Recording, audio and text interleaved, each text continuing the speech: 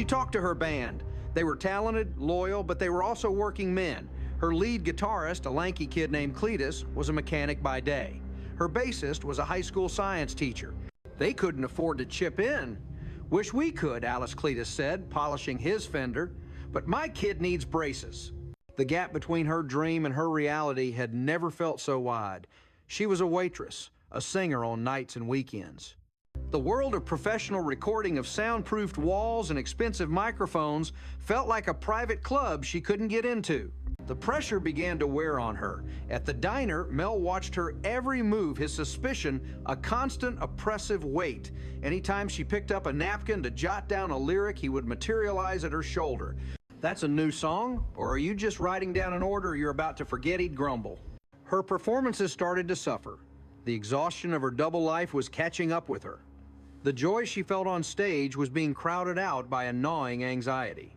The songs that had once been her escape now felt like a taunt, a reminder of a future that was slipping through her fingers. She was burning the candle at both ends, and the light was starting to flicker. Chapter 36. She hit a wall on a Thursday night. The diner was packed the air thick with smoke and laughter. She was on stage halfway through a song she'd sung 100 times, and the words just vanished. Her mind went completely blank. She stood there, frozen the music, playing on without her, the faces in the crowd turning from adoration to confusion. She mumbled an apology, cut the set short, and fled to the kitchen, her face burning with shame. Jolene followed her in. "Honey, what was that stage fright? Did you see a food critic in the audience?" "I'm just tired," Jolene Alice said, slumping onto a sack of potatoes. "I'm tired of all of it. This whole thing is impossible. I can't be a full-time waitress and a full-time mother and a full-time singer.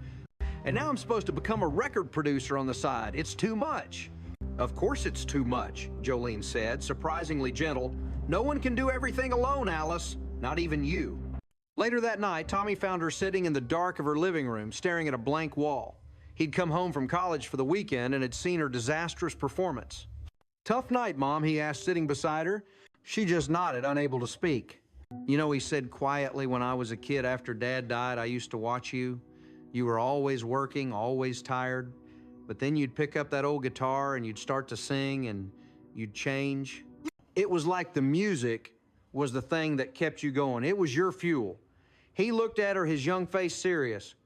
"You've come too far to run out of gas now." His words were a simple, profound truth.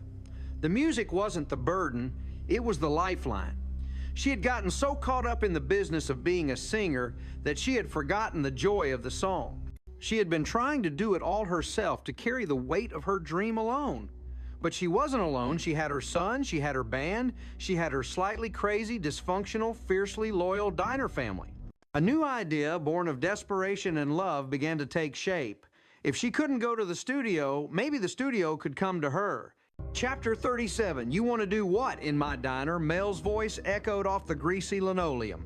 Alice stood her ground, flanked by Vera and Jolene. "We want to record the demo here, Mel, after hours, when the diner is closed." "Absolutely not. The electricity, the noise, you'll wake the neighbors." "We don't have any neighbors," Mel Jolene pointed out. "We're on the side of a highway. The only thing we'll wake up are the coyotes." And think of the publicity Alice pressed, knowing his weak spot. We could call it the Mel's Diner Sessions. It's authentic, it's real. Mel grumbled. He paced, he calculated the potential electricity costs versus the potential for free press. Finally, with a groan that sounded like a dying transmission, he agreed. 1 weekend, that's it. And if you blow a fuse, you're paying for it. The plan was absurd, ambitious, and utterly perfect. It was a community project. Elliot Vera's husband managed to borrow some high-quality recording equipment from the police department's audiovisual lab. "It's for a community outreach project," he explained vaguely. One of the diner's regulars, a quiet old man named Henry, who always ordered the meatloaf, revealed he had been a sound engineer for a radio station in the 1,960 seconds. He showed up on Saturday night with a tackle box full of strange-looking cables and a pair of surprisingly sharp ears. They set to work turning the diner into a recording studio. Vera, armed with her safety pamphlets and a dozen empty egg cartons, set about soundproofing the windows. It's all about baffling the ambient frequencies she explained with newfound authority. Jolene was in charge of aesthetics and catering. She draped a tablecloth over the grill to soften the acoustics and laid out a spread of donuts and coffee on the counter. Every recording artist needs proper craft services, she declared. Alice and the band set up on their little stage. The microphones Travis had sent them were plugged into the police department's mixing board, which was wired to Henry's old reel-to-reel tape machine. It was a bizarre Frankenstein's monster of a studio powered by love desperation and Mel's begrudging consent. Chapter 38. The recording sessions were a beautiful disaster. The first take of her opening song was ruined by the roar of a semi-truck downshifting on the highway. The second was interrupted by Mel, who stormed in wearing his bathrobe. "Are you trying to record a hit single or summon a demon?" he yelled.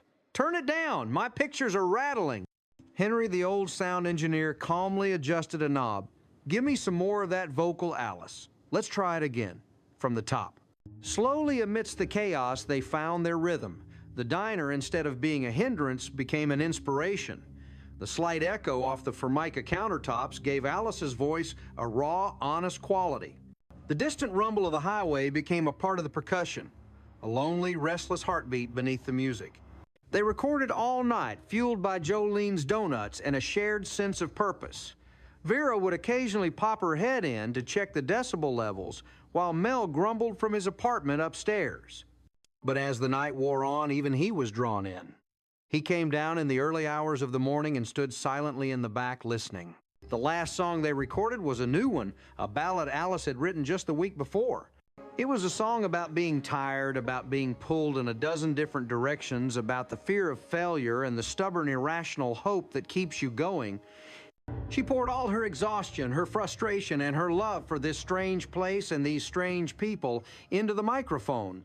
When she sang the final note, the silence that followed was absolute. No trucks, no grumbling, just the soft whir of the tape machine. Henry, the engineer, looked up from his equipment, his eyes shining. "Well," he said, his voice thick with emotion, "I think we got one." Chapter 39. They spent the next day mixing the tracks, a process that involved a lot of Henry moving cables around and saying, "How about now?" Finally, he held up a single cassette tape, the Mel's Diner sessions, he announced. It wasn't slick, it wasn't perfect, but it was real. It was the sound of her life. That evening, Alice stood in front of the post office. She held a small padded envelope in her hand. Inside was the cassette tape and a short, simple note. "Dear Mr. Ziff, you asked for a demo here at Island. Sincerely, Alice Hyatt." She looked at the package at the Los Angeles address that seemed a world away. This was it. This was the moment. She had done the work. She had taken the next step. The rest was out of her hands. She thought of all the detours, the heartbreaks, the wrong turns that had led her to this exact spot, standing in front of a mailbox in Phoenix, Arizona, holding a tape recorded in a greasy spoon. It wasn't the path she would have drawn for herself, but it was her path. With a deep breath that was half prayer and half release, she slid the envelope into the mail slot. The clang of the metal door echoed in the quiet evening air. It was the sound of a song being sent out into the world, a note of hope launched into the vast, unknowable silence. Part 8, The Waiting Game, Chapter 40. The waiting was the hardest part. After the clang of the mailbox door, an immense silence descended. Life at the diner returned to its normal frantic pace, but underneath it all, a quiet hum of anticipation vibrated through the air. Every time the phone rang, Alice, Vera, and Jolene would jump. Every mail truck that rumbled past seemed to carry the weight of her future. Alice tried to play it cool, to act as if she'd already forgotten about the tape. It was a long shot, she'd say with a shrug whenever Jolene asked about it, but at night she'd lie awake, her mind racing. She'd imagine Artie Ziff listening to her tape, maybe in a plush office overlooking the Hollywood Hills. She'd picture him either tossing it in the trash with a cynical laugh or picking up the phone to change her life. The others were less adept at hiding their anxiety. Vera developed a new set of worries centered entirely around the U.S. Postal Service.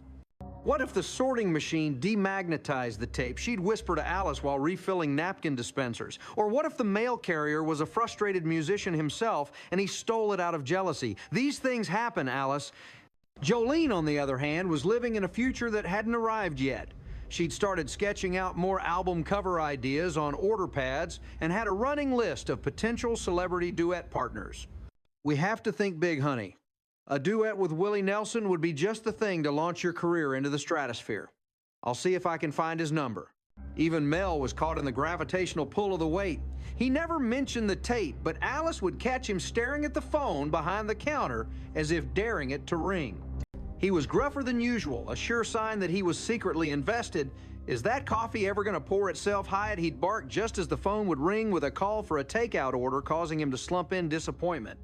The Waite was a collective holding of breath, a shared secret that bound the four of them together in a fragile bubble of hope.